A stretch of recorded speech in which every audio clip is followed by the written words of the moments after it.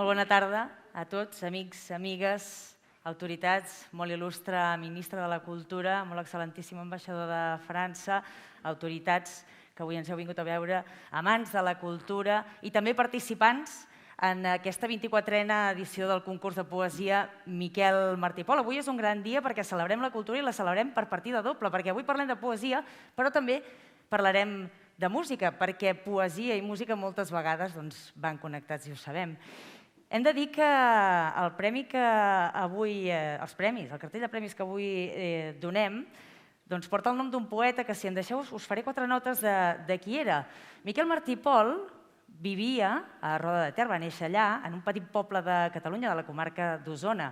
Va treballar molts anys en una fàbrica de tèxtil que, per cert, no li agradava gens, però aquesta fàbrica li va dedicar alguns dels seus versos. També al poble on vivia, a la vida, era un gran enamorat de la vida, però tenia esclerosi múltiple. Aquesta malaltia, aquesta vida que va tenir, que va ser un infern, doncs a ella també li va dedicar uns versos. I Andorra, per què fem aquests premis a Andorra? Perquè Miquel Martí i Pol va escriure sobre Andorra, però també va estar de vacances a Andorra. I deia que les muntanyes l'inspiraven, que quan veia alguna cosa que no li agradava a terra, doncs mirava amunt i trobava aquest consol que era el nostre entorn. Doncs bé, sabem que la poesia està plena de sentiments, d'emocions, de reflexions, de pors, que és el que en definitiva és la vida i per la qual cosa avui som aquí. Com dèiem, després parlarem de la música, però deixeu-me que abans doni la benvinguda a la molt il·lustre ministra de Cultura, Sílvia Riba.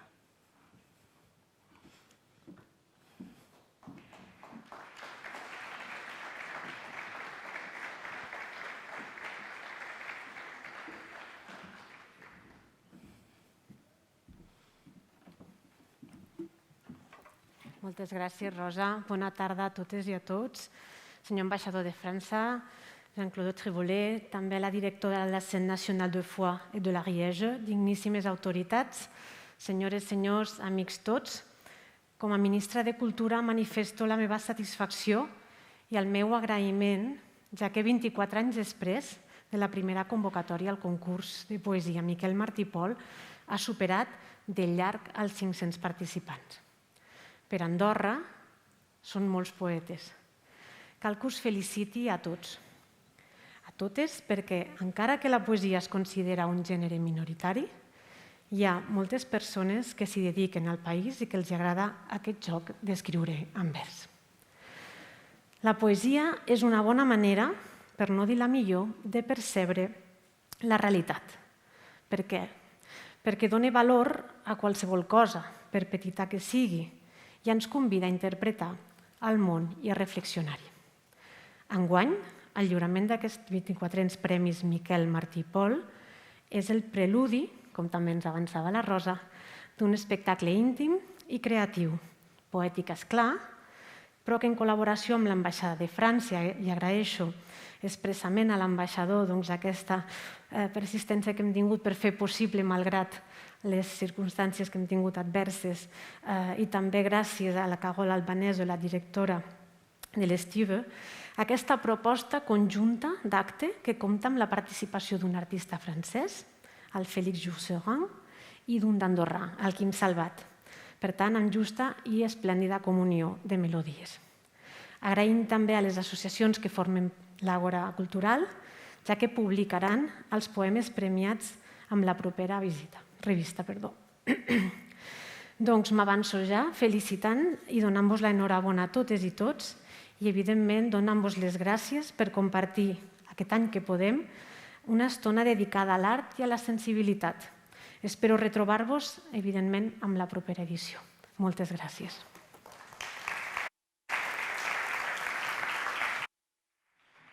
Gràcies, senyora ministra. Doncs bé, com dèiem, avui també tenim l'honor de donar la benvinguda a l'excel·lentíssim ambaixador de França, Jean-Claude Trivolet, a qui li demanarem que pugi a l'escenari.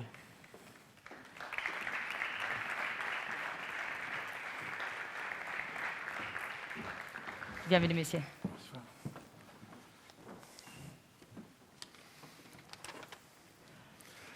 Madame la subsyndicate, Madame la ministre, et je voudrais saluer toutes les autorités présentes ici ce soir, Monsieur l'ambassadeur d'Espagne, les maires et les maires adjoints, Mesdames et Messieurs, chers amis, c'est pour moi un très grand plaisir d'être ici ce soir.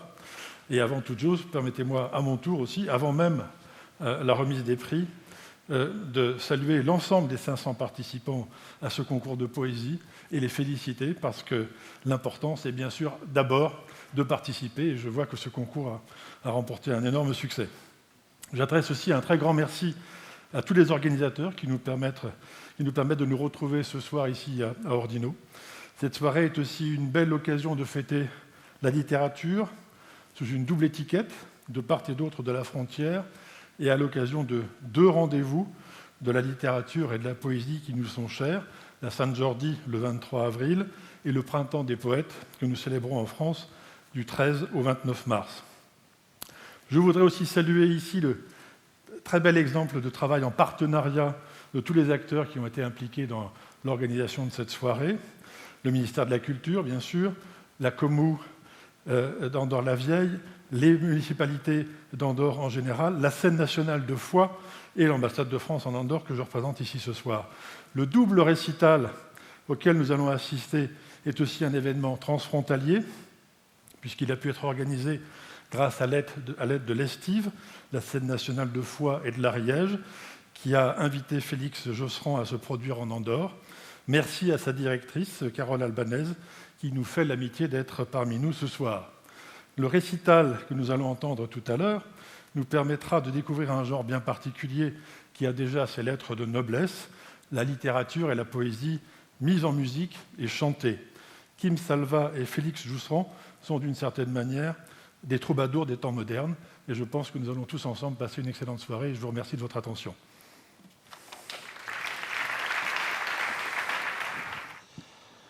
Écoutez, c'est avec un plaisir absolu que nous sommes parmi vous ce soir pour la fête de la poésie. Et nous allons vous interpréter un texte qui date du XIIIe siècle. Alors, je ne sais pas exactement si certains parmi vous connaissent l'existence de la chanson de la croisade contre les Albigeois. C'est on peut dire le trésor de la culture occitane. C'est un poème épique, écrit en vers mesurés, en alexandrin, donc au XIIIe siècle, dont une partie est attribuée à un auteur, et l'immense majorité de la suite du texte est attribuée à un anonyme. Alors le texte d'origine qui nous est parvenu sous une forme complète et qui est disponible à la Bibliothèque nationale de France comporte 9500 vers. Donc vous imaginez bien que je ne vais pas vous dire 9500 vers ce soir. Sinon, on y est encore demain, les amis. Mais on va vous en faire un extrait dans une traduction originale effectuée par mes soins. Et donc ce texte raconte une histoire qui appartient à l'Occitanie, mais également au territoire sur lequel on se trouve ensemble ce soir, à savoir la conquête par la couronne de France du sud de la France et la lutte entre ce roi de France et le roi d'Aragon, donc au XIIIe siècle, à la demande de l'Église. Ce texte raconte comment, au nom de la lutte contre l'hérésie cathare qui prolifère alors dans le sud de la France, la croisade qui a été engagée à ce moment-là a donné lieu donc à la conquête du Sud, et c'est à ce moment-là que l'Occitanie, pour le dire vite, a été rattachée à la couronne de France. Voilà, donc c'est une chanson épique dans le plus pur style médiéval, à savoir un texte destiné à informer, distraire et édifier. On en reparle tout à l'heure. Bonne lecture.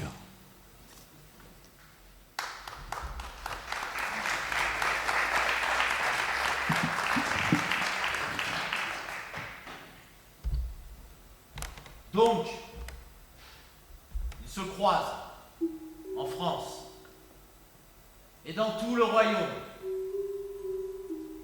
car il se dit qu'ils seront du péché pardonnés. De ma vie, jamais je ne vis plus grande armée que celle qu'ils lèvent contre les hérétiques et les ensabbatés. Car donc, le duc de Bourgogne a pris la croix, et le comte de Nevers et ses bras droits. Ce que ces croix coûtèrent au tissu précieux qu'ils se mirent au côté droit de la poitrine, et combien ils étaient armés, je ne le dirai pas, ni comment ils étaient équipés, ni harnachés, ni comment leurs chevaux caparaçonnés étincelaient. Aucun dieu ne fit de grammairien, ni de clerc s'illettré, qui vous puisse en compter le tiers, ni la moitié, ni qui même soit capable de dénombrer les prêtres et les abbés rassemblés dans l'armée, aux portes de Béziers, dehors, dans la poussière.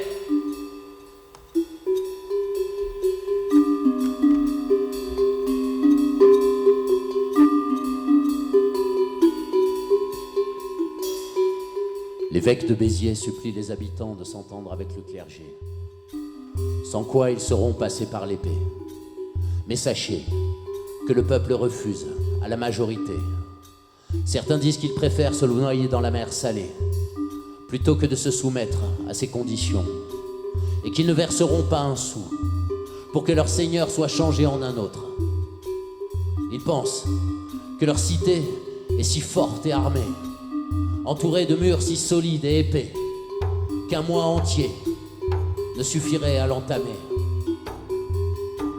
Comme le dit Salomon à la reine de Saba, de ce que les fous pensent, rien ne se réalise. Alors, quand l'évêque comprend qu'on méprise ses conseils, il remonte sur la mule qu'il avait amenée et sans attendre, part à la rencontre de l'armée croisée. Ceux qui s'en allèrent avec lui eurent la vie sauve. Ceux qui restèrent l'ont cher payé.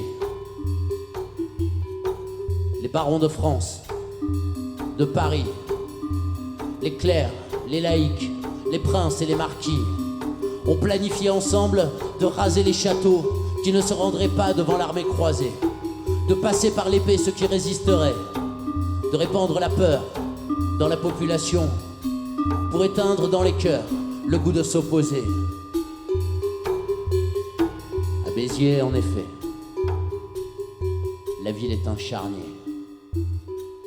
Pas un seul survivant. On ne pouvait pas faire pire. Réfugiés dans l'église, adossés à la croix, les prêtres, les vieillards, les femmes et les enfants sont exterminés sans pitié jusqu'au dernier. On voit les assassins occuper les maisons. Ils font comme chez eux, se gavent de tous les biens. Même au temps des croisades contre les Sarrasins, on n'a jamais commis de tuerie plus atroce. L'armée campe 3 jours dans les prés verdoyants. Et au 4e jour, chevaliers et sergents prennent la route par la plaine, sans rencontrer d'obstacles, leurs étendards dressés contre le vent violent.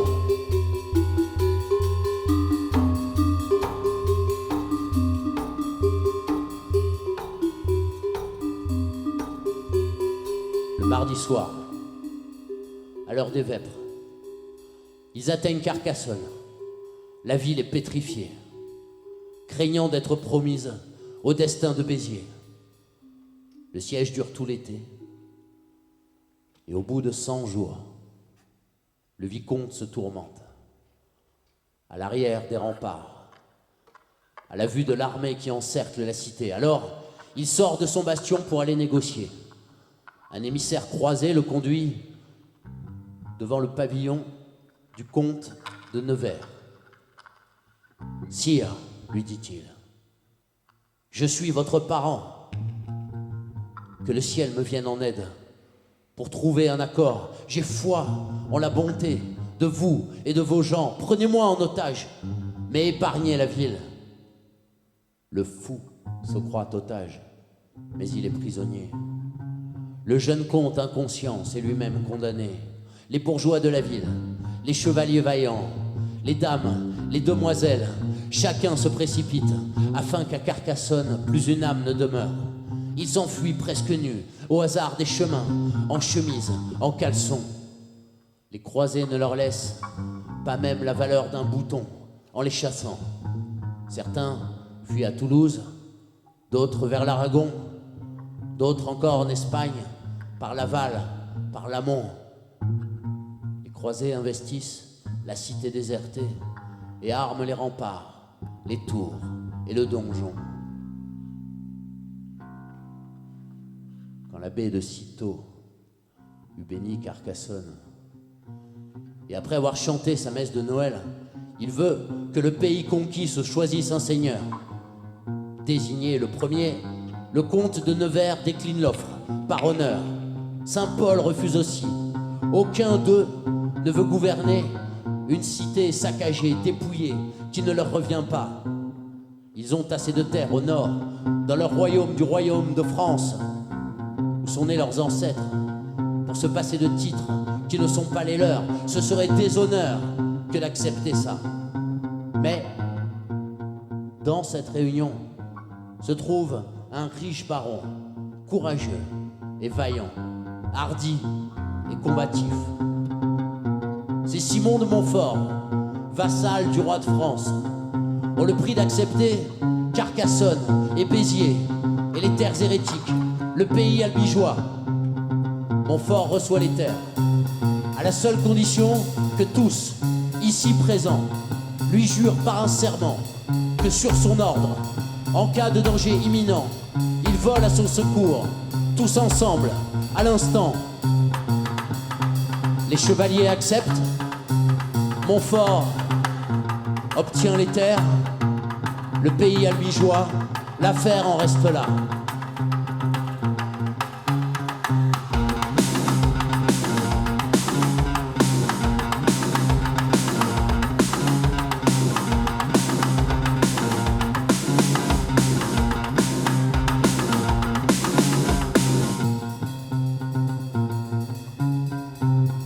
Quand le printemps revient, Montfort bat la campagne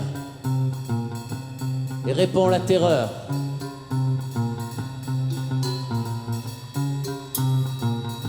Il s'attaque à tous les villages.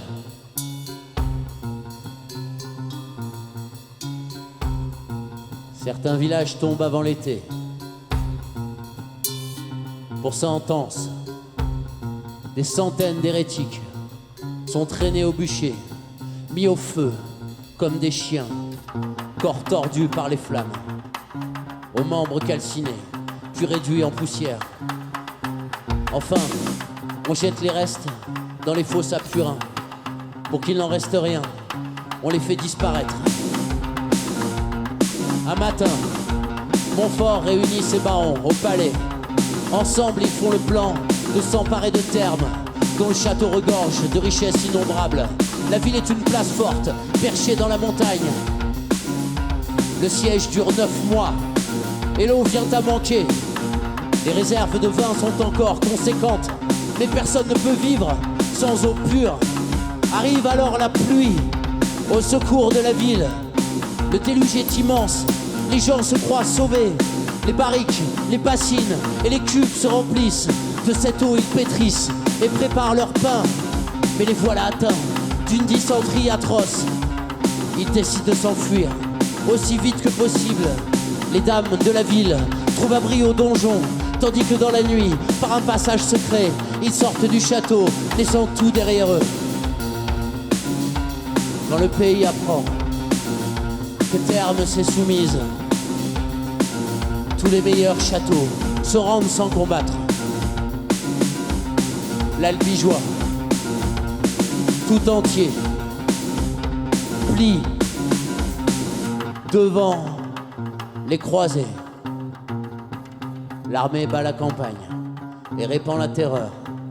Montfort prend encore Rabastens, Gaillac, Montaigu, la Garde, puis celle-ci, Saint-Antonin, se rendent. La Guépie, Saint-Marcel, tombe aussi sous sa coupe. Rien ne sert de lutter.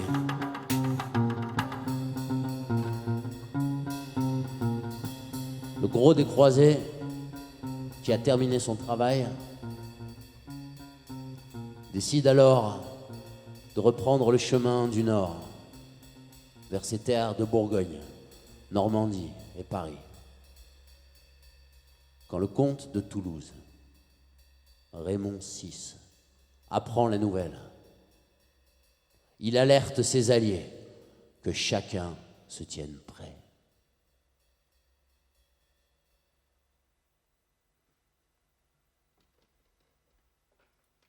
Toulouse, Moissac, Montauban, Castel-Sarrazin et l'île-en-Jourdain, ceux du pays d'Agen, de Comminges et de Foix, le Grand Savaric et les Gascons de Gascogne et de Verpuy-Cerda, tous répondent à l'appel du comte. Plus de 200 000 hommes se rangent sous ses ordres. Les chariots sont chargés de vin et de rations. À l'arrière du cortège s'avance la catapulte. Le roi Pierre d'Aragon rejoint le soulèvement, entouré de sa troupe. Il est prêt à se battre aux côtés de Raymond pour vaincre la croisade qui ravage le pays. Il sait qu'il est honnête, contrairement aux bandits et aux voleurs de terre qui ruinent son ami. Un jour viendra la terre et celui qui sait la manier. Alors on entendra de partout clamer que sur le crâne de l'imposteur, elles viennent se fracasser. Les soldats français se réfugient dans Pujol, où le comte de Toulouse les assiège. Avec lui, le comte de Foix et le preux Roger Bernatz et les Catalans que le roi d'Aragon leur a donnés. Les peuples de Toulouse sont venus tôt et vite, les chevaliers, les bourgeois et la masse. Alors un vieil homme de loi prend la parole, un élu du Capitole qui parlait bien. Seigneurs, riches comtes et marquis, écoutez, vous et tous les autres, les pierriers et les engins sont chargés, les ennemis seront durement affrontés. J'ai foi en Dieu qu'ils auront le dessous, le droit est avec nous, avec eux les péchés, car on les voit détruire nos terres et nos foyers, car on les voit détruire nos terres et nos foyers. Un jour viendra la pierre et celui qui sait la manier. Alors on entendra de partout clamer que sur le crâne de l'imposteur, elles viennent se fracasser. Pour vous dire, Seigneur, vous devez savoir que nous avons vu des lettres scellées.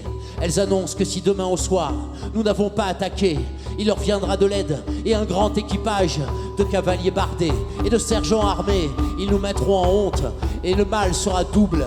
Si nous partons d'ici avant de les tailler, nous avons des arbalètes et des carreaux lestés. Allons nous battre et dépêchons-nous. Passons des paroles aux actes et allons tailler du bois et du blé. Apportons-en assez combler les fossés, car là-dedans se trouvent les pires des croisés. Si nous pouvons les pendre, ils seront humiliés. Et avec eux Montfort, notre ennemi juré. Et maintenant, nous sommes prêts, allons nous battre. Un jour viendra la pierre et celui qui sait la manier. Alors on entendra de partout clamer que sur le crâne de l'imposteur, elles viennent se fracasser.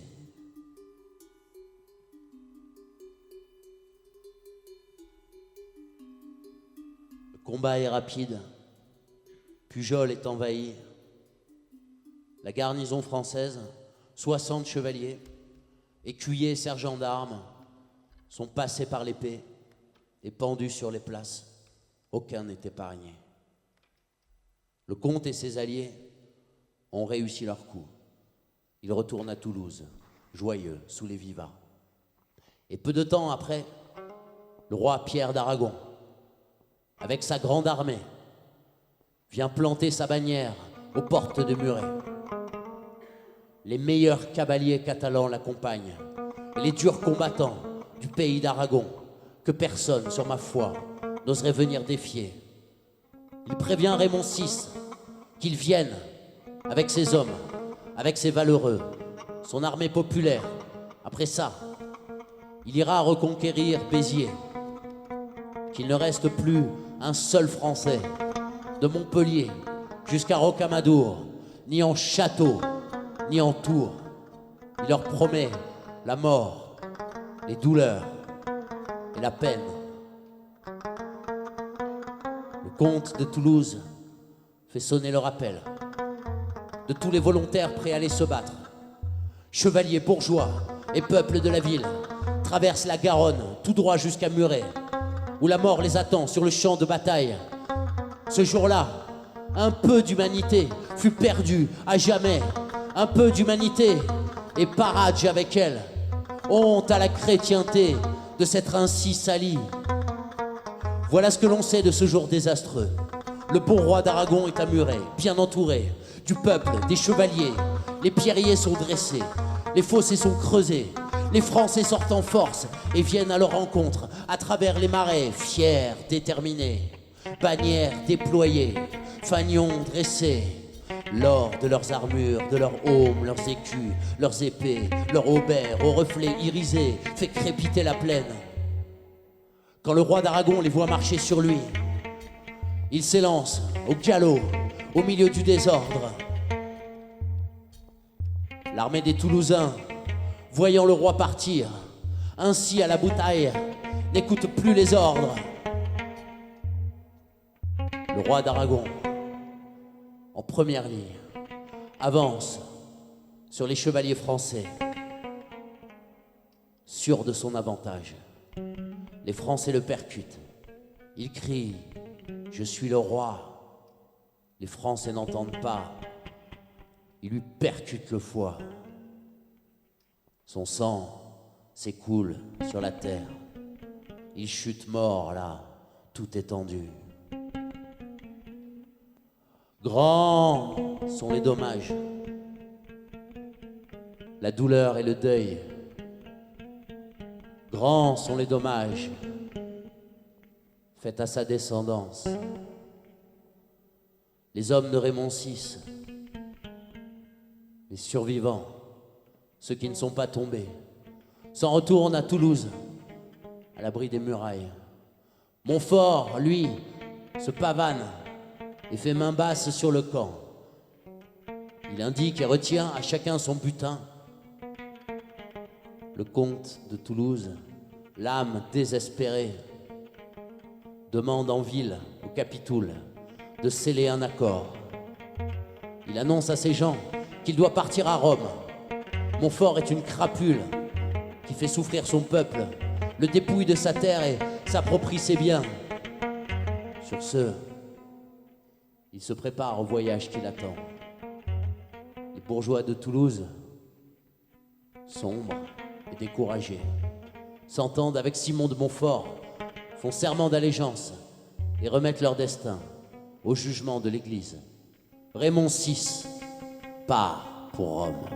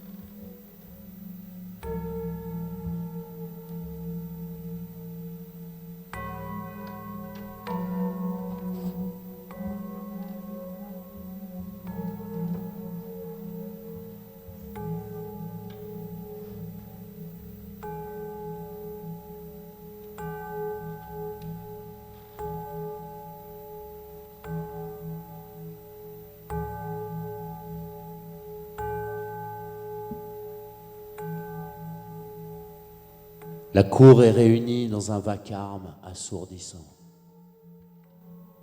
Autour du Saint-Seigneur apostolique, le pape. Il a fait appeler à Rome, ici, pour le concile, représentants d'église, évêques, abbés, prélats, prieurs, et les comtes et vicomtes des pays occupés. Là, Raymond VI, comte de Toulouse. À ses côtés, son fils, arrivé d'Angleterre, brave et courageux, avec quelques fidèles, en traversant la France et ses dangers nombreux. Il est à Rome, la ville que l'on dit sainte, pour supplier le pape de rétablir la paix. Et derrière eux, le comte de Foix, déterminé. Et tous les trois ensemble, ils se jettent à genoux devant le pape pour réclamer les terres qu'on leur a volées. Mais le pape est habile et malin. Devant la cour et aux yeux des barons, il démontre en droit, par des écrits et des sermons, que le comte de Toulouse n'a pas commis de faute, qu'il est très catholique, en parole et en acte, qu'il est un bon chrétien, légitime sur ses terres, certes, mais qu'on ne revient pas sur un accord conclu. L'Église en reste maître et seul propriétaire. À ces mots, le comte et ses hommes se révoltent. Celui qui perd sa terre ne connaît plus la paix. Devant le pape, le comte de Foix se lève, car il sait bien parler. Car il sait bien parler, et avec conviction. Quand il argumente, tout le monde l'écoute, le regarde et l'entend.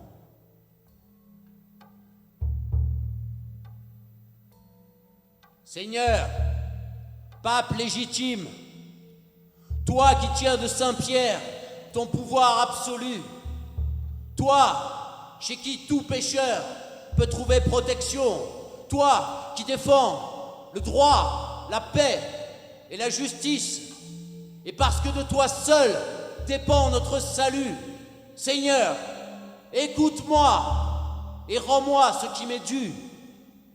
Je le jure devant toi, je ne suis pas complice, ni d'aucun hérétique, ni des mauvais croyants. Je ne les connais pas, je ne les protège pas. Je me présente à toi, légal et droit. J'en attends autant de toi, pour moi, pour Raymond et son jeune fils, qui n'a jamais menti, fait défaut ou trahi, puisque rien ne l'accuse, ni le condamne, qu'il n'a ni tort ni faute. Pourquoi et au nom de qui le déshériter? Et le comte Raymond, mon Seigneur si puissant, il s'est soumis à toi en te confiant ses terres et les peuples de Provence, Toulouse, Montauban, qui depuis sont livrés à la pire brute qui soit et à ses appétits. Simon de Montfort les tient, les pend, les détruit, les rabaisse, les met à l'agonie, et tout cela depuis que ces terres sont à toi, moi-même, comte de Foix. Je t'ai obéi. Tu as eu mon château, forteresse imprenable. Je t'ai offert ses viandes, ses blés, son vin, son eau claire et douce, et mes chers compagnons bien armés qui le défendent. Si vous le possédez, c'est que je l'ai voulu. Si comme je l'ai donné, on ne me le rend pas, personne ne croira plus en la parole donnée. L'évêque de Toulouse, Foulques, bondit, plein d'ambition, de fougue, de fiel. Il rétorque: Seigneur, tout ce que dit le comte sur les hérétiques, je rends devant toi qu'il n'en est pas complice. Moi, je dis que sa terre en est une fourmilière, et qu'il en est la reine, qui les aime, les protège et leur accorde ses grâces.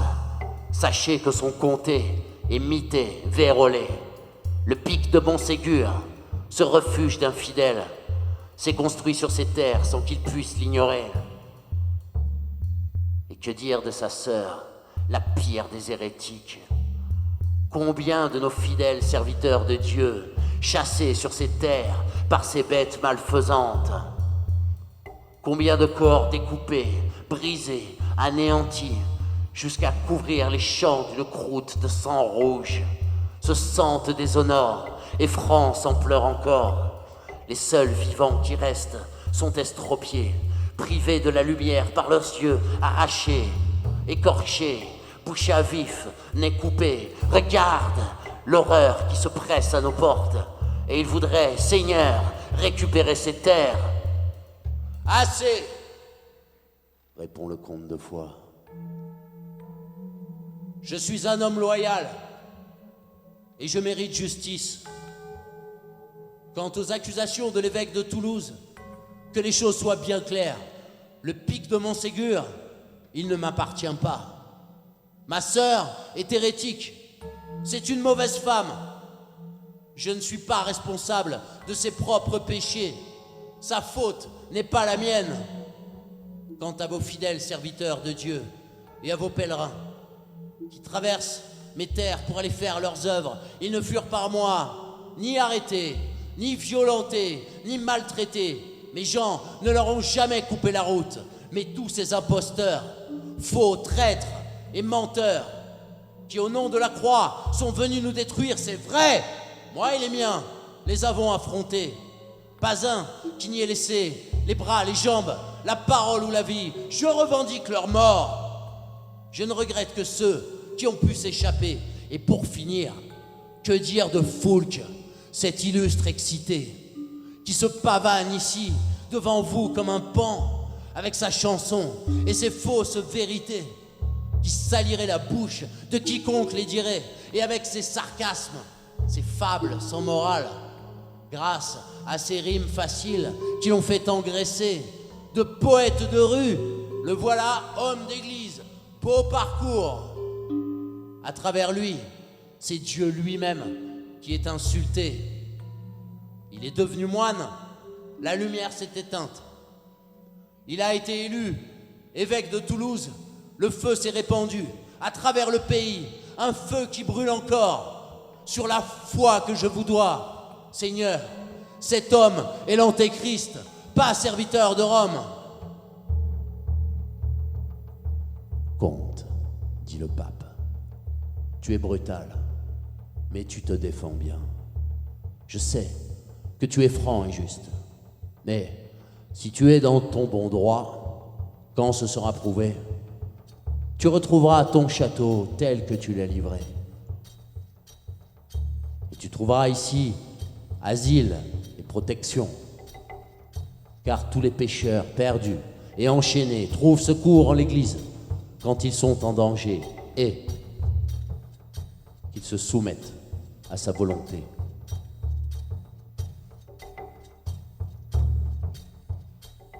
Une voix s'élève alors au milieu de la foule. Aie pitié des pères morts, des fils déshérités. Ne rabaisse pas Paradj, notre valeur suprême. Respecte la lignée et les droits éternels qui organisent nos vies et notre société, qui nous obligent tous à une noblesse d'âme et qui nous donne le droit d'hériter de nos pères. Seigneur, rends-leur leur terre, garde ta dignité. Si tu ne le fais pas, à l'heure du jugement dernier, tu devras répondre devant Dieu de tes actes. Assez, dit le pape. La séance est levée.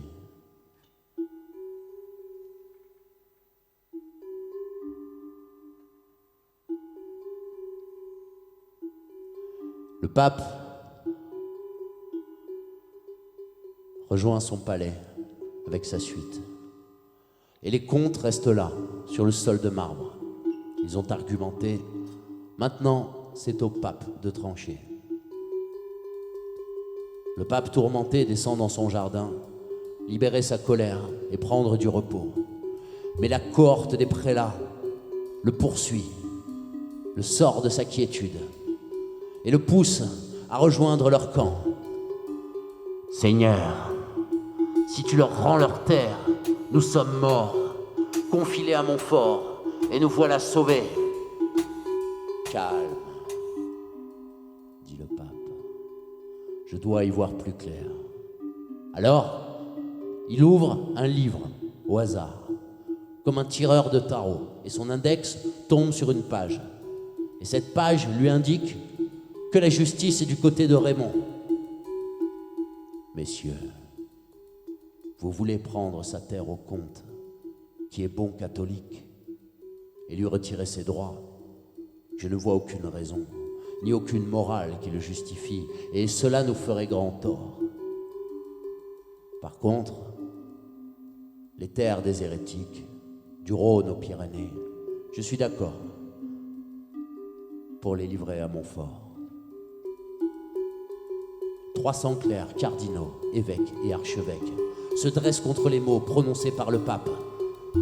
Seigneur, tu sapes notre parole, et avec elle l'Église.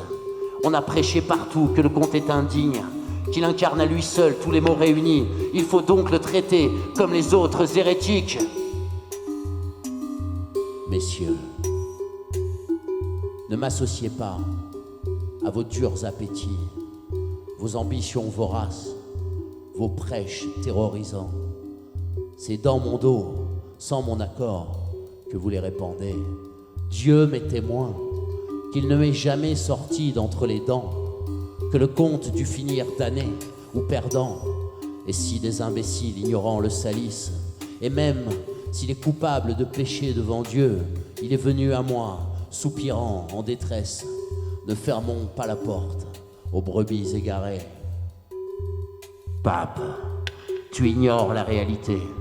C'est au nom de l'Église, au péril de sa vie, que Montfort est parti s'exiler chez l'ennemi, en pays Carcassès. Il chasse les hérétiques, les routiers, les vaudois, et purifie leurs terres en les remplaçant par nos peuples catholiques, de France et Normandie.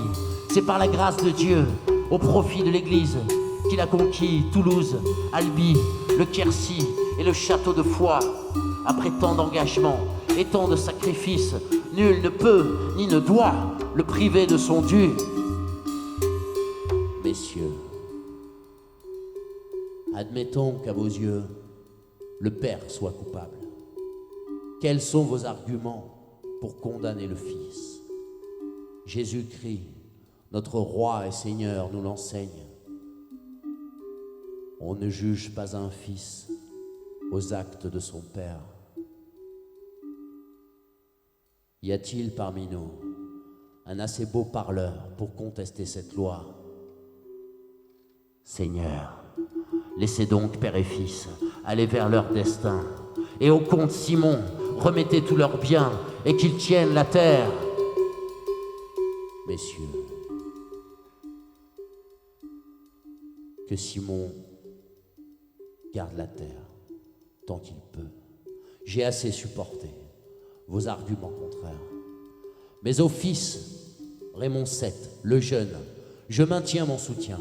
Je lui donne la Provence, je lui donne le Vénessin, je lui donne des terres qui conviennent à son rang. Et s'il aime bien Dieu et l'Église, sa mère, et s'il reste loyal, qu'il n'est pas hypocrite, il retrouvera peut-être un jour Toulouse, Agen et Beaucaire. Il n'y aura jamais d'amour entre eux, ni le fils pour Montfort, ni Montfort pour le père.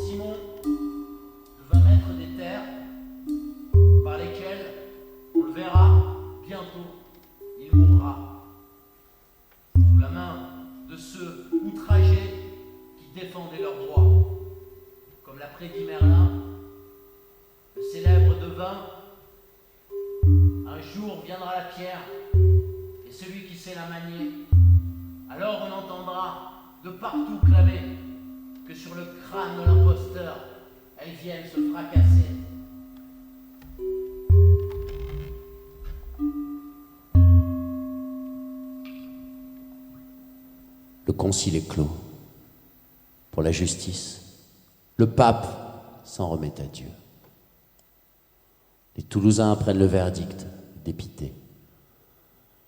Ils prennent la décision de partir pour Gênes, puis Marseille, où vous les retrouverez une autre fois. Merci, mesdames et messieurs.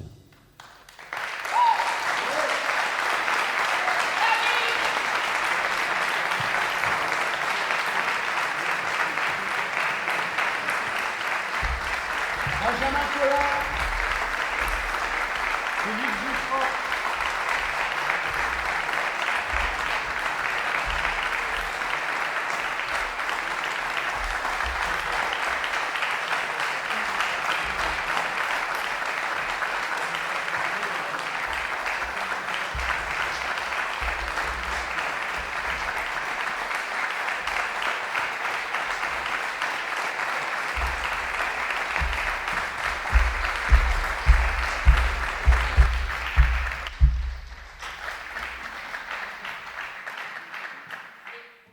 Mai una classe d'història havia estat tan entretinguda i havíem estat tan callats. Merci beaucoup pour cette histoire que nous avons racontée.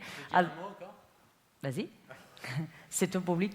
C'est juste pour vous dire que, en fait, le format dans lequel vous avez entendu ce soir ce texte étant forcément contraint, on a arrêté au moment où ça devient le plus intéressant.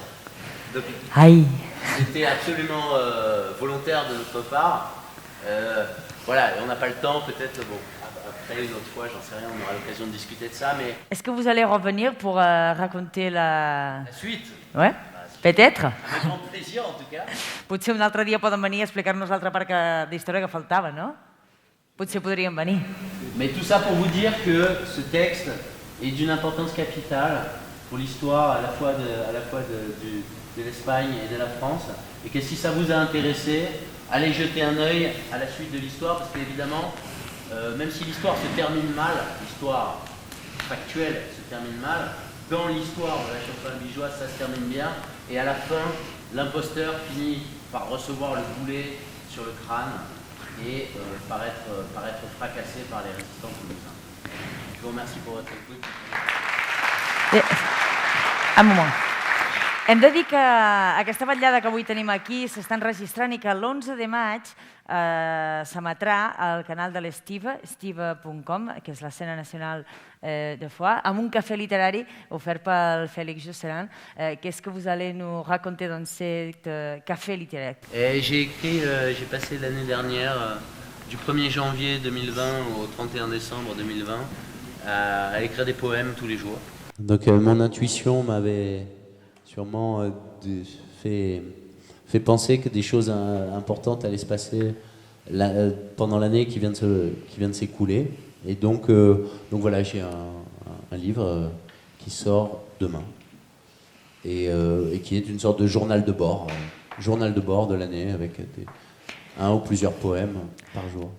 Comment vous voyez l'avenir pour des événements dans le futur immédiat? Vous voulez vraiment qu'on en parle maintenant? Je sais pas.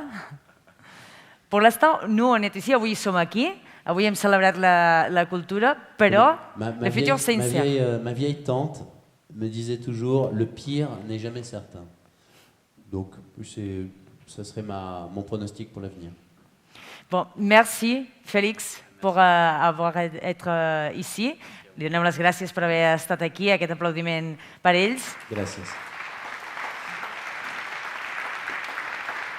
Ara vindrà un cantant amb la seva poesia musicada, que és el nostre Quim Salvat.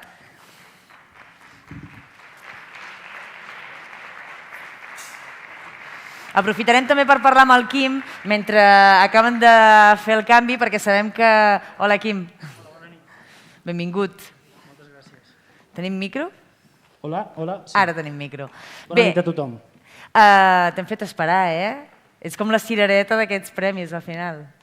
Bueno, està bé, està bé. I tant que sí. Explica'ns, perquè vens amb nous temes. Alguna vegada t'hem vist cantar en aquests dies post-confinament, però avui aquí ens regalaràs, ens faràs un regalet de coses que vindran. Sí, la veritat és que l'única part positiva que ha tingut aquest 2020 és el fet de poder escriure i composar noves cançons, i avui us podrem regalar algun d'aquestes cançons que esperem que estiguin en un nou treball. De què ens parlen aquestes cançons? Doncs la veritat és que és la primera vegada que m'ha tocat, o que he volgut, m'he proposat escriure cançons positives. Fins ara, i continuo fent-ho, però m'agrada molt el tema de poder reivindicar i demanar coses. Aquesta vegada el que em vaig plantejar és poder fer un altre tipus de cançons mantenint l'essència principal, però sí amb un missatge més positiu i amb una altra perspectiva, que també ens ha ajudat el tema del confinament a sí o sí veure les coses de manera més positiva, perquè és la manera de continuar endavant. A valorar potser el que tenim en lloc de queixar-nos del que no tenim, potser a vegades? Sí, és un dels motius principals i ja et dic, si alguna cosa podem treure bo d'aquest 2020 és això, el poder canviar la visió, veure que estàvem també submergits en un dia a dia de tantes i tantes coses que ens perdíem moltes de les coses essencials que té el dia a dia i tornem a estar en el procés de sortir, però jo crec que hem fet un bon aprenentatge de tot el que tenim a casa, de tot el que s'ha de cuidar, de tot el que realment importa i de poder veure amb bons ulls tot el que tenim per davant. Parla'ns d'alguns dels temes que ens tocaràs, perquè així nosaltres anem entrant en matèria i així ja ho tindràs tot a punt de caramel. Tampoc no ens volem allargar molt, però farem un petit repàs molt breu. Tenim cançons del primer disc, tenim cançons del segon disc de l'EP i, com ja t'he dit, tenim alguna cançó del que podria ser aquest nou treball. Abans dèiem, la poesia i la música estan molt connectats. M'acompanyes en aquest sentiment? Sí, realment. Almenys per part meva sí que m'agrada sempre escriure el millor que sé, i està clar que la poesia, a mi m'encanta agafar un poema i poder-lo musicar, i no seria la primera vegada que ho faig i tampoc crec que m'agradés que fos l'última. He agafat algunes vegades poemes d'escriptors catalans i m'ha agradat posar-los música, a vegades en la intimitat, simplement per poder-ho fer jo, perquè m'agrada. I la veritat que és una cosa que m'agrada i demano permís a tots els autors perquè m'ho continuïn deixant fer. Ho faig en la intimitat i no... Has recitat mai les teves lletres o algú les ha recitat? Ho heu provat? Sí, algú les ha recitat. Jo no ho he fet mai. Algun dia ho podíem provar, eh? Sí. Em sembla que quasi ho tens tot a punt, només em sembla que fa falta que et portin la guitarra i poqueta cosa més. Que sí, Agustí? Quasi ho tenim a punt, eh? Quasi. Bé, què t'ha semblat aquesta edició dels Premis? Que a més, enguany hi ha la música com a gran convidada. Potser ja era hora, no? La veritat que estic molt content de veure que tot el tema cultural, gràcies al govern que tenim en aquest país, tampoc la cultura no es pot deixar caure mai. La cultura ens identifica, la cultura l'hem de portar de la mà, la cultura som nosaltres mateixos i la cultura la forgem amb el dia a dia. Si permetem que alguna cosa d'aquestes caigui, però cultura... Parlo en global, no només la música, la pintura, la lletra, o sigui, tot. Mira, aprofitem que avui tenim molts creadors per aquí perquè farem un apunt polític dintre de la cultura. I és que hem de celebrar que uns diners que anaven destinats a activitats que havien de fer els creadors a fora, com que amb la pandèmia no es podrà fer, doncs s'han reconduït i seran per a aquells creadors que tenim al país que fan coses al país i doncs que tenim més subvencions culturals, amb la qual cosa jo crec que és una cosa per celebrar, no? Sí, la veritat, jo estic contentíssim. Tot això són bones notícies. Jo també, com a usufructuari, n'he gaudit, he pogut sol·licitar-les, he pogut estar fora del nostre país promocionant tot el que fem aquí al nostre país i és un orgull poder estar en qualsevol part d'Europa o d'on sigui, podem dir que som d'Andorra, que el que fem ve d'Andorra i en algun dels llocs que hem estat és música que baixa de la vall. Per cert, amb qui vens acompanyat? Porto a la guitarra un company de sempre, és l'Armando Arenas, ell ve de Mataró, un fort aplaudiment, sisplau. Vaya tela de viatge també, perquè, però la veritat que sempre que li demano que estigui al meu costat, el tinc al meu costat i ell ha gravat totes les guitarres des del primer disc, des del meu primer treball, des que ens van donar el Premi Carles Sabater, tot el que sona a nivell de guitarres en els meus treballs surt de les seves mans i això sense ara que no m'escolta ningú. Quan toco al seu costat, moltes vegades em dedico simplement a escoltar. M'agrada. Bé, hem de dir que Premi Carles Sabater, Premi Enderroc, vindran més premis? El premi a dia d'avui, després de tot el que hem parlat, és poder estar una nit més aquí gaudint de la cultura i almenys per la meva part la resta de premis es poden quedar en un costat, que el premi per qui realment escriu o per qui canta o per qui dibuixa és veure la resposta dels altres envers a la teva obra. I llavors millor que un premi és poder cantar, millor que un premi és poder escriure i millor que un premi és poder dibuixar, crec. Bé, diuen que tenim el 30% de la població vacunada, això ja és una bona notícia i suposo que aquest estiu esperem que tinguem molts concerts, molta música i que puguem fer una gran festa de la cultura, aquella cultura que tant ens va acompanyar durant tot el tancament, durant tota la pandèmia i que tant ens alimenta l'ànima. Tant de bo.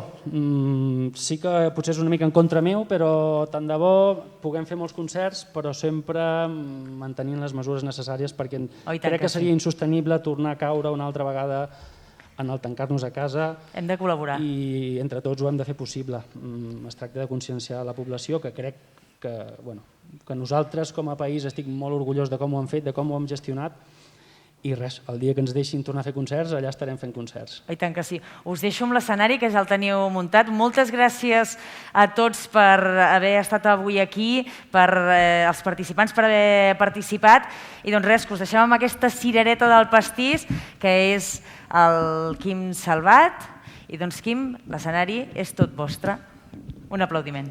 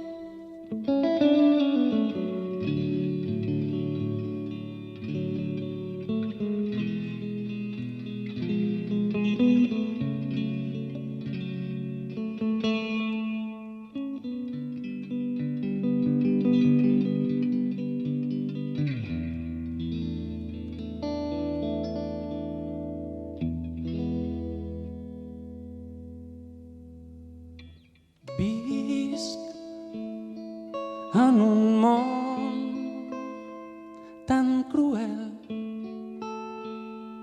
que fa mal, on tenim nens tan petits, oblidats, cremen el sol amb suor, bruts de sang, corre descalç amb els peus destrossats. Vull un nou món on els nens puguin riure i jugar cada instant, veure un somriure en la cara, com brillen els ulls, descobrint nous regals. Sols puc escriure la lletra d'una altra cançó, al llegir-la em fa mal.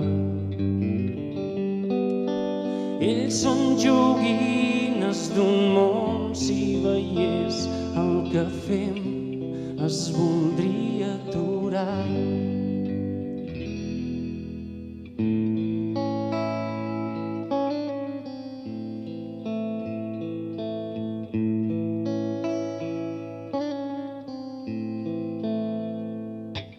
Visc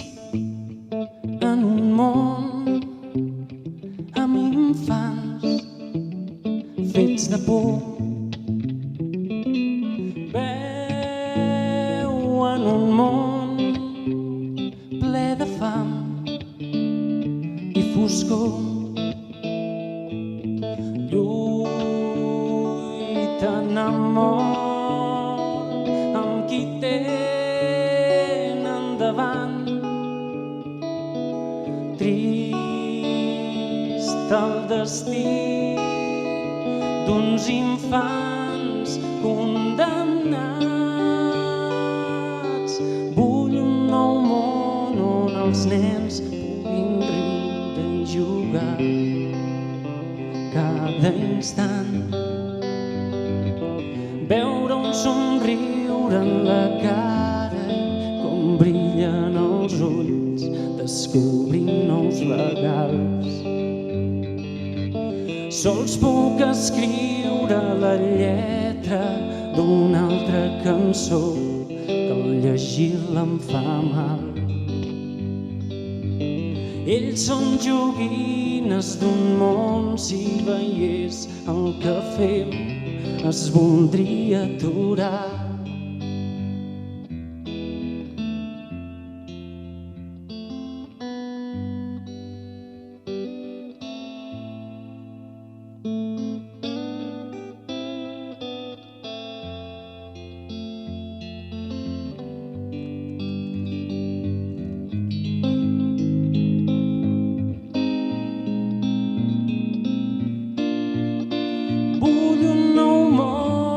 Els nens puguin riure i jugar cada instant. Veure un somriure en la cara i com brillen els ulls, descobrint nous regals. Sols puc escriure la lletra d'una altra cançó que al llegir-la em fa mal. Ells són joguines d'un món, si veiés el que fem es voldria aturar.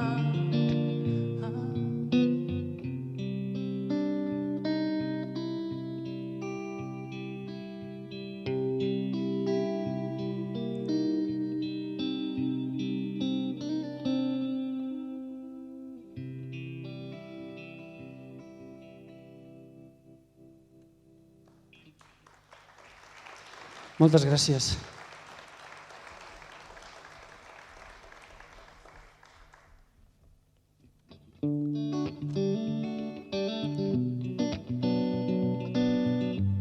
Anem a animar una mica la vetllada.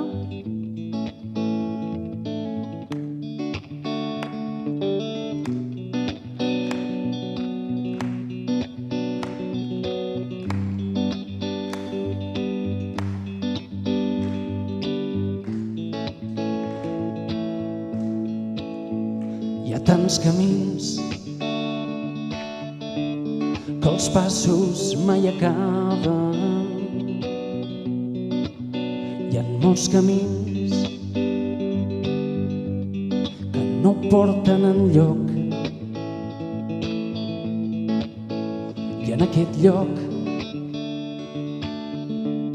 buscaré el teu somriure. I en aquest lloc podrem parlar amb el cor. Però estic segur que en aquest llarg viatge en algun lloc podré sentir-te a prop. Hi ha tantes portes que sempre estan tancades i algunes portes que se'ns obren de cop. Són molts moments d'imatges i paraules. Són molts segons compartit els dos. no és una història que un llapis pot escriure. És una història que compartim tu i jo.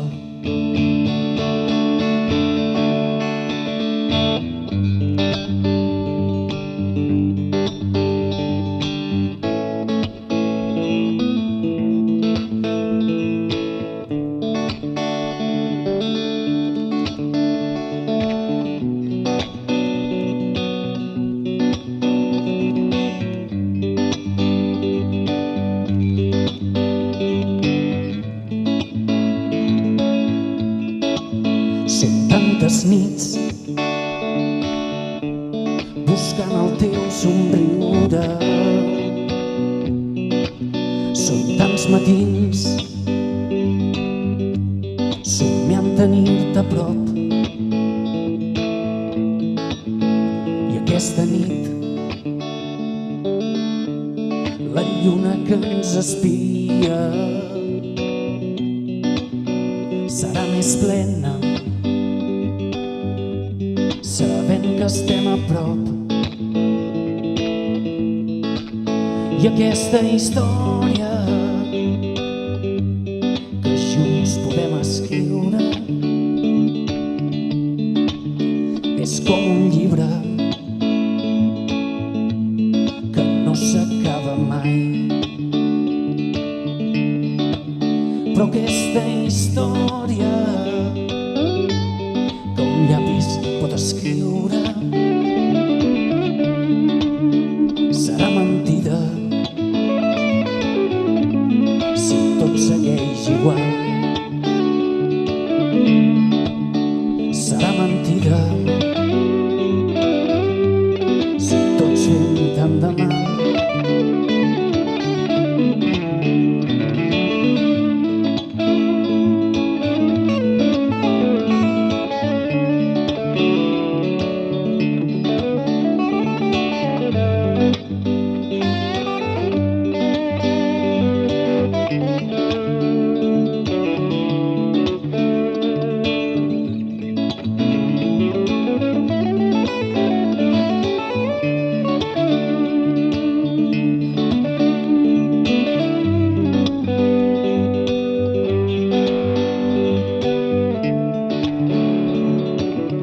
Un fort aplaudiment a Armando Arenas a la guitarra.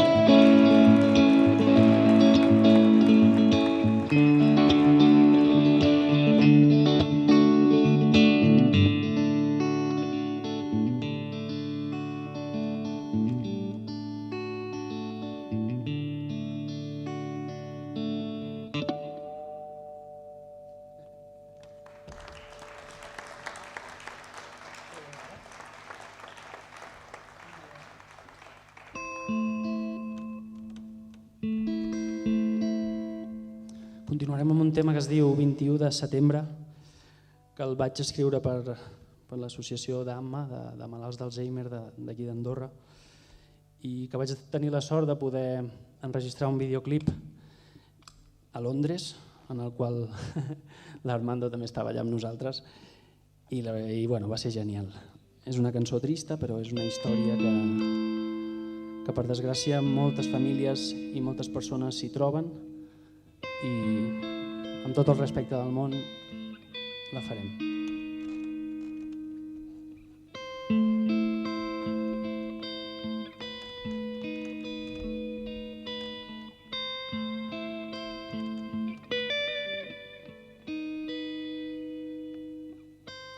Si algun dia no puc recordar-te, que no et plorin els ulls,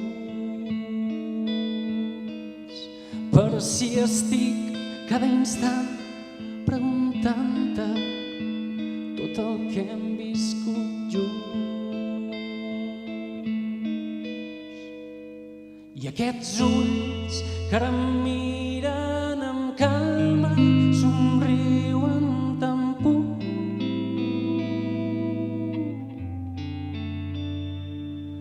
És la història d'amor més bonica escrit per avui.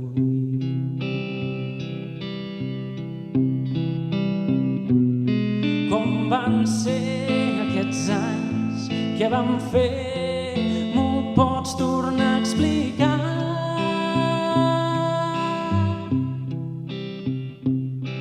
Vàrem créixer plegats, agafats de la mà, sempre junts. Ells són fills dels meus fills, són germans de germans, són com tu.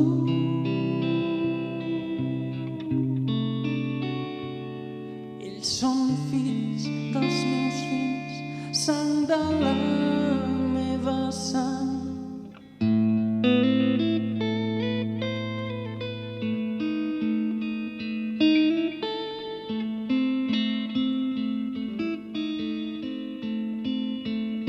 Si el meu cap deixa de recordar-vos, que no us plorin els ulls,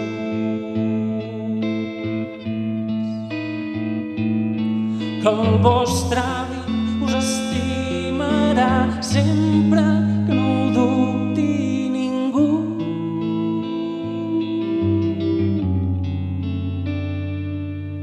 Que l'amor de tants anys estimant-nos sempre ens doni la llum.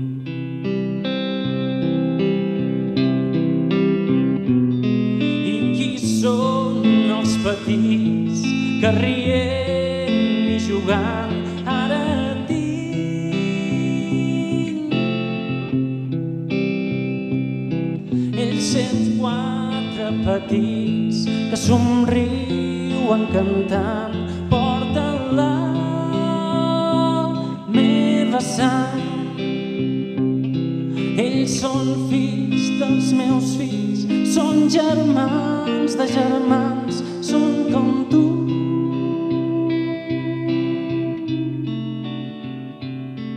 Ells són fills dels meus fills, sang de la meva sang.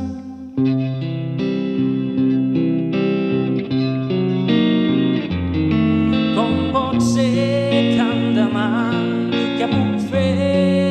Intento recordar.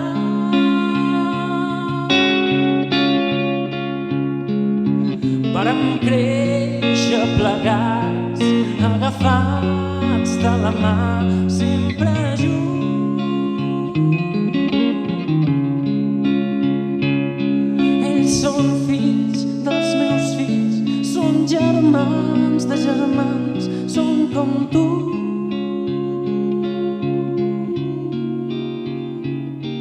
Ells són fills dels meus fills, sang de la meva sang.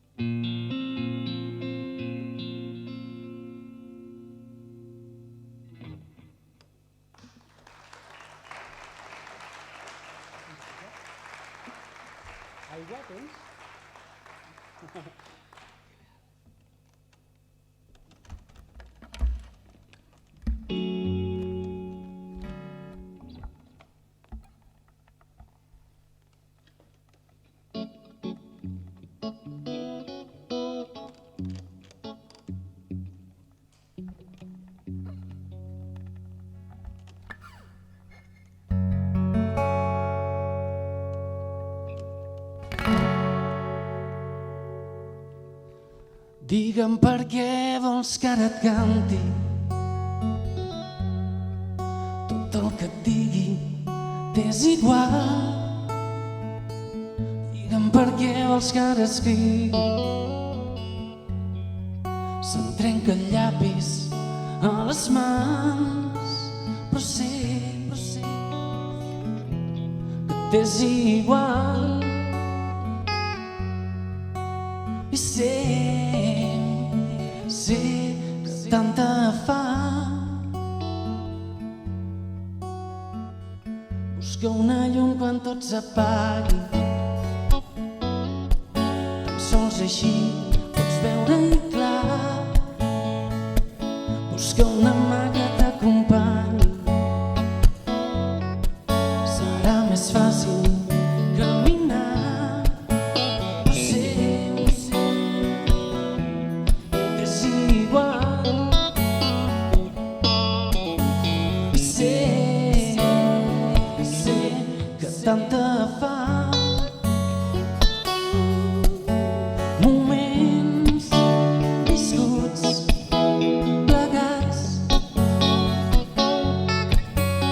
Vertex al teu compàs.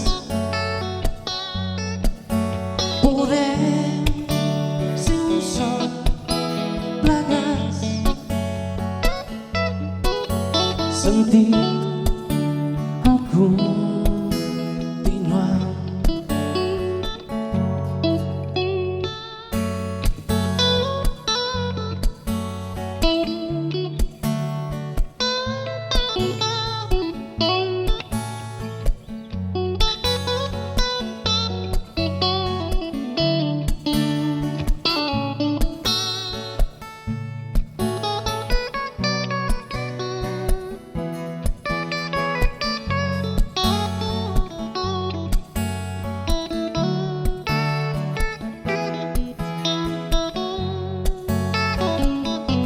Ja saps que vull donar-te tots els acords que sé tocar. Ara ja saps el que vull dir-te, tot el que escric és veritat. Però sé que és igual. I sé que tanta fam és bon moment per recordar-nos. Us vull tenir al nostre costat i així explicar-vos mil històries que encara tinc per explicar. Però sé que t'és igual. I sé que tanta fam, moments viscuts plegats, batecs al teu compàs. Podem ser un sol plegats, sentit el continuar, sentit el continuar.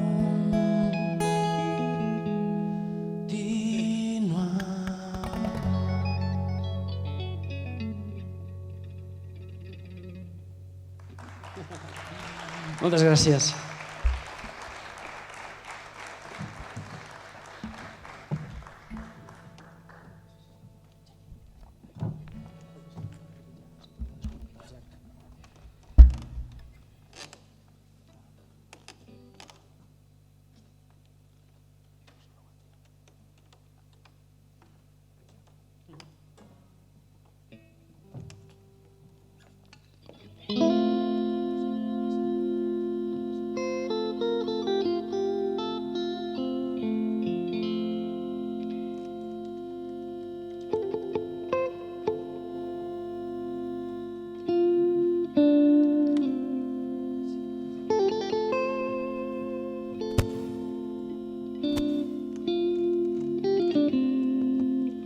Com esteu? Molt de silenci, no? Sí, molt de silenci.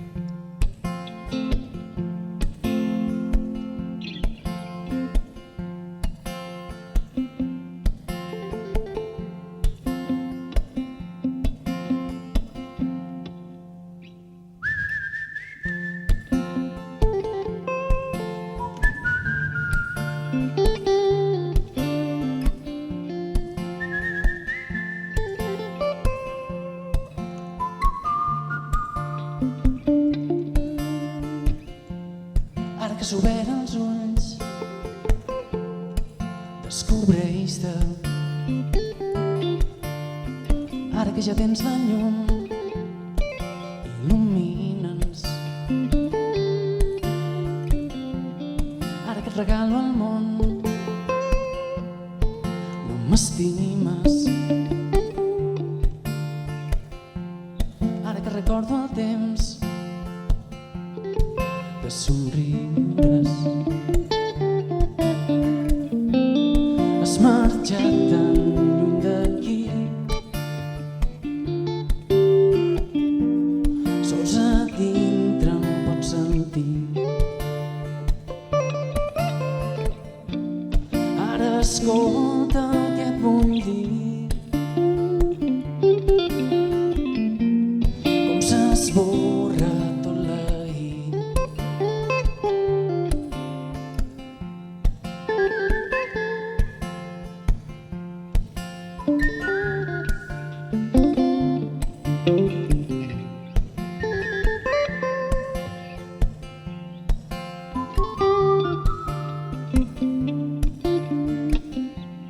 Ara que s'atura el món,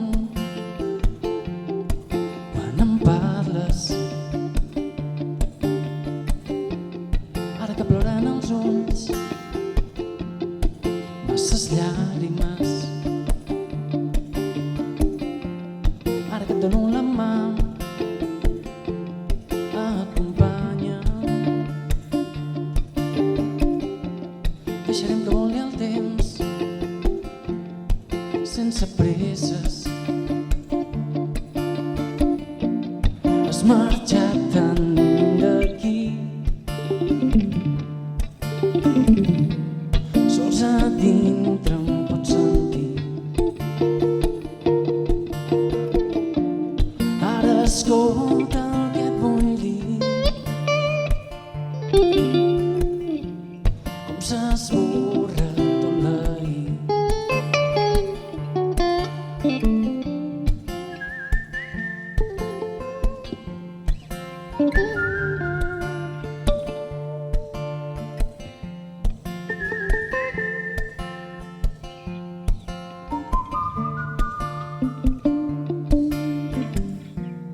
Has marxat tan lluny d'aquí, sols a dintre em pots sentir. Ara escolta el que et vull dir, com s'esborra tot l'ahir.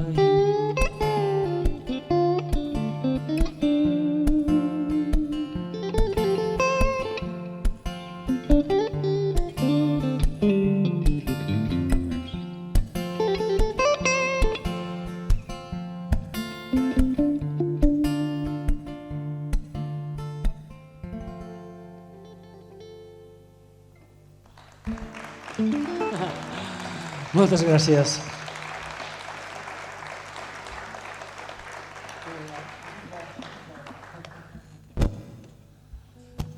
Bueno, esperem que hagueu passat una molt bona vetllada, una molt bona entrega de premis i res, dir-vos que per nosaltres ha estat un plaer poder estar aquí, deixar que us acompanyem i animar a tothom a que continuï escrivint, continuï composant, continuï dibuixant i continuï creant perquè al final és la imatge que tots deixarem. No? Moltes gràcies per haver vingut.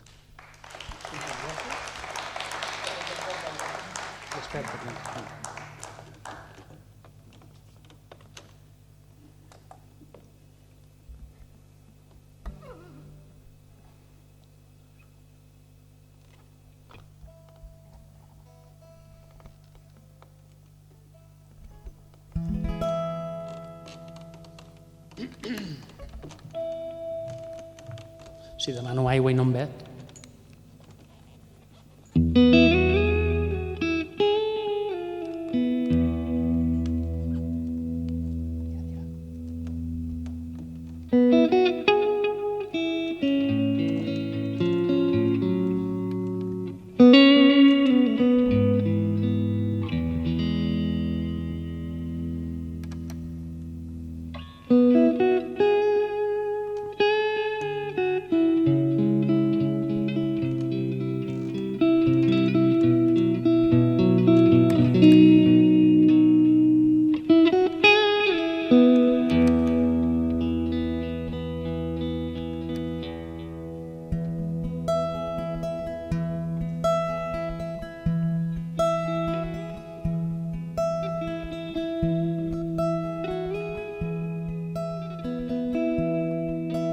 Desperta,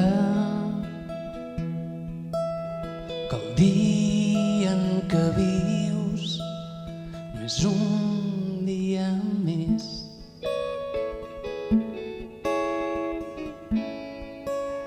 Pot ser un dia menys,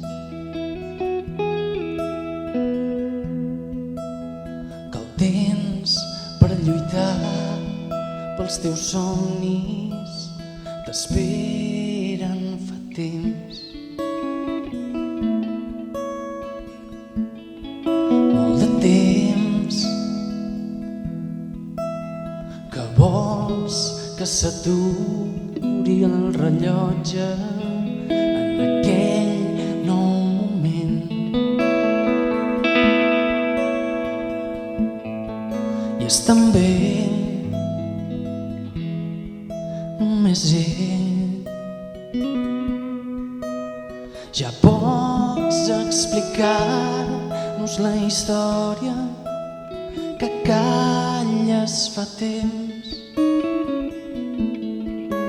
Ja és l'hora d'obrir-te les portes, volar com el vent. És l'hora de viure la vida i recuperar el temps. Agafa la mà del que espera, trobar-te impacient. I és també només ell. Ja pots explicar-nos la història que calles fa temps. Ja és l'hora d'obrir-te les portes, volar com el vent. És l'hora de viure la vida i recuperar el temps. Agafa la mà del que espera, trobar-te impacient. Fa molt temps que no ho sents, que no ho sents, que no ho sents.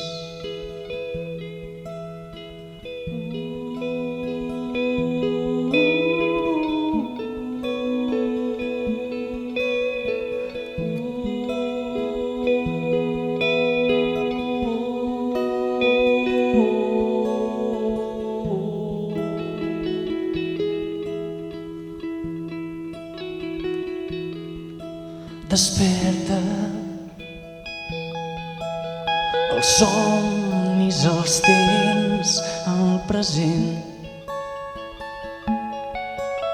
Pot ser que els segons siguin màgics, pots aturar el temps. I és també només ell.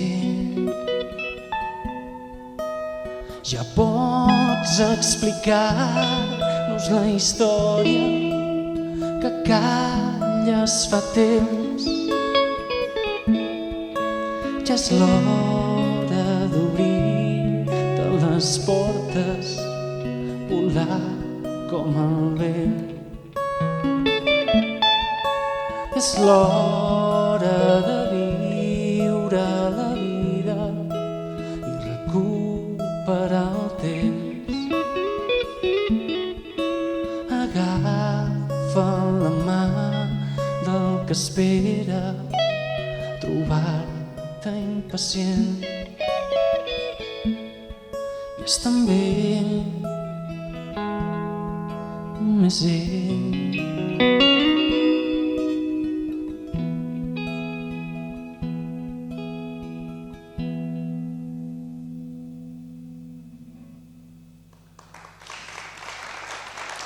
Moltes i moltes gràcies.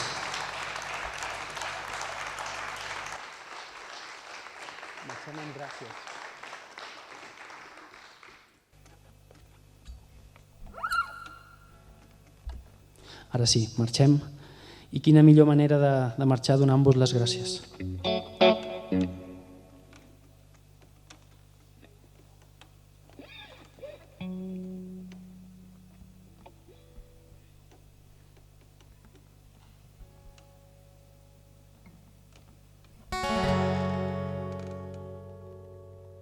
Gràcies per deixar-me compartir aquesta vida al costat de vosaltres, que hem viscut i hem patit, que hem rigut i hem plorat i que encara continuem caminant al costat. Només puc donar gràcies. Gràcies als que m'heu estimat i heu deixat que estimés i que sempre he tingut al costat i tant hem compartit que a vegades el caràcter i orgull han pogut aconseguir males cares, perquè avui sóc com sóc pel que m'heu ensenyat. Jo dic gràcies per tot el que he après quan jo mai feia cas. Dono gràcies perquè esteu al costat sempre en cada moment. Dono gràcies i per tot el viscut amb vosaltres jo vull donar gràcies.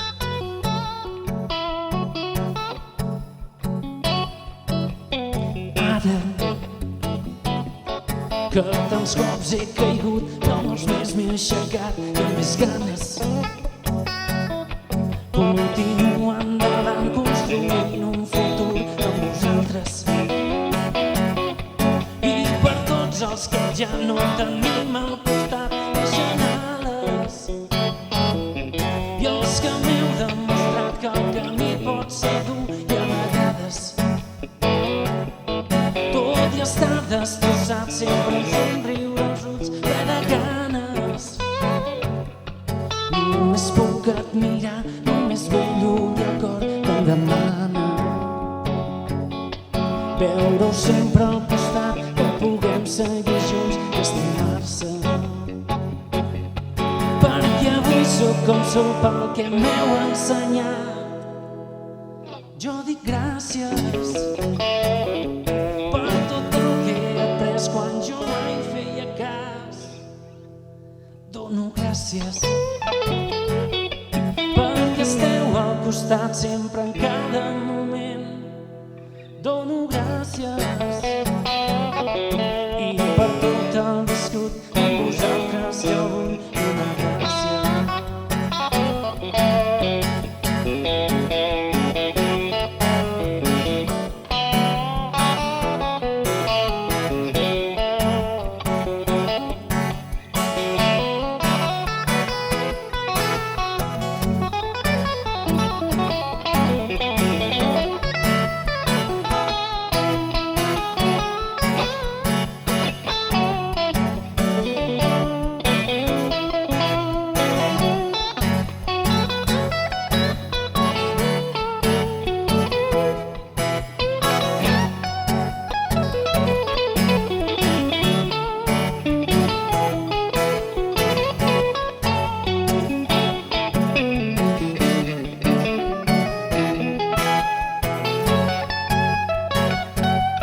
Pels que vau creure en mi i els que m'heu recolzat, dono gràcies. Gràcies. Gràcies. Gràcies.